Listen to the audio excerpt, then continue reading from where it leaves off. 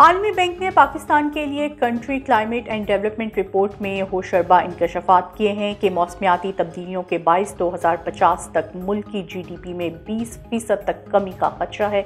आलमी बैंक की रिपोर्ट के मुताबिक 2030 तक पाकिस्तान को GDP का 10% मौसमियाती तब्दीलियों पर खर्च करना होगा।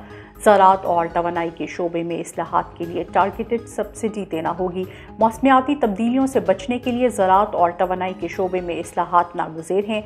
मौसमियाती तब्दीलियों के बाइस हालिया सैलाब से 1700 अफराद की अमवात हुई।